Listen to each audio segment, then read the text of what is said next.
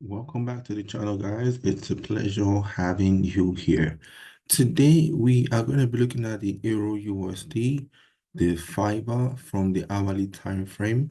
So it could more or less be an intraday trade, or it could as well be a short-term swing trade. Before we even talk about the technicals, let's check on the calendar to see what we have coming out today. Today being the 10th of July, Wednesday. And for high impact news, apart from the rate statement that was already dropped at 3 a.m. UK time, you can see the rate statement was unchanged.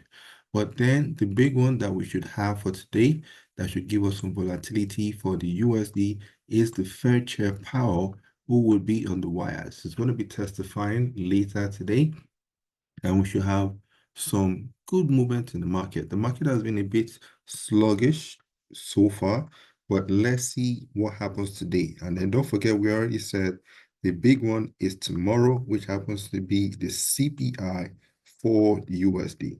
And trust me, if you do not have any directional bias, best to be on the sidelines, right? Now, before we go into the technicals, if you are new to the channel, do us a favor and hit the subscribe button and turn on the notification bell as well.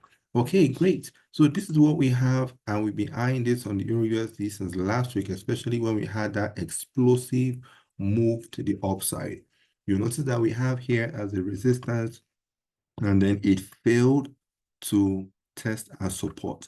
So this area here, we can easily call it an area of untested support, and then we should have traders that have orders sitting here.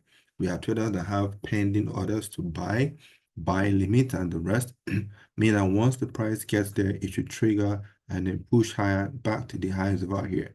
This simply means that where it is, there is room for it to drop. So if you can find an entry somewhere around here, which in the past has acted as resistance, I can see a whole bunch of support over here, and then it has messed it up here. But you can see that price is still showing some respect to this level. So this would be a good place for price to drop. So one thing I want to also talk about before we wrap up this video is whether you are a counter trend trader or whether you are a trend trader. You need to be able to define this, right? I always tell traders that trading with the trend is safer because, of course, you are following, majority of, like the smart money, professional money, and the rest. But at the same time, you can still trade counter trend moves because a counter trend move, or rather a trend move, started from a counter trend move, right?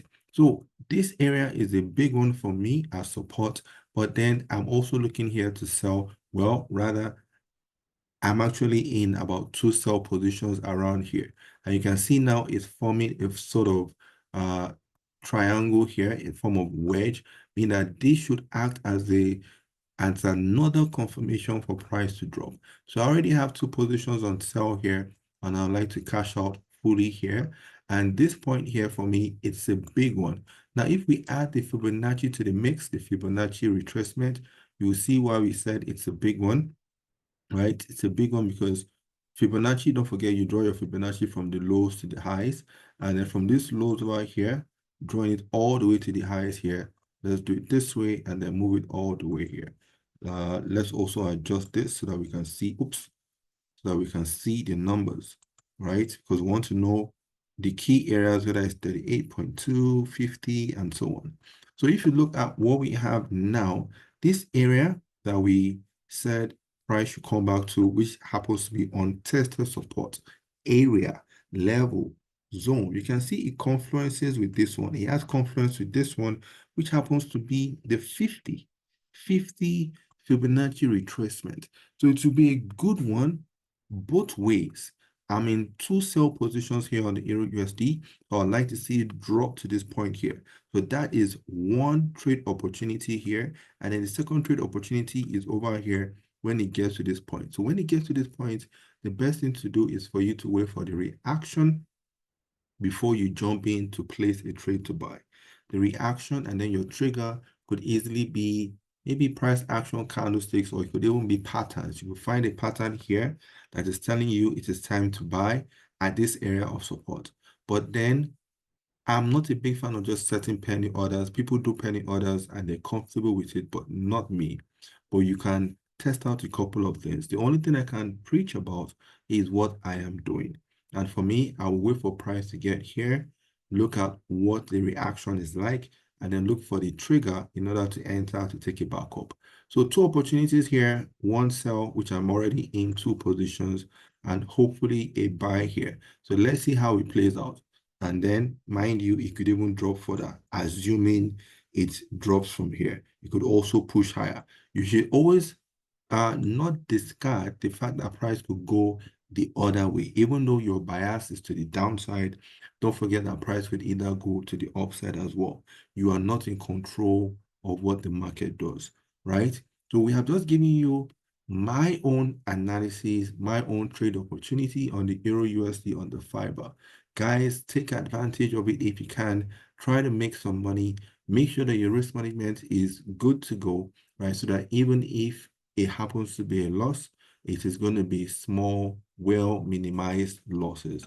Okay, thank you, guys. It has indeed been a good one. We're rounding up now.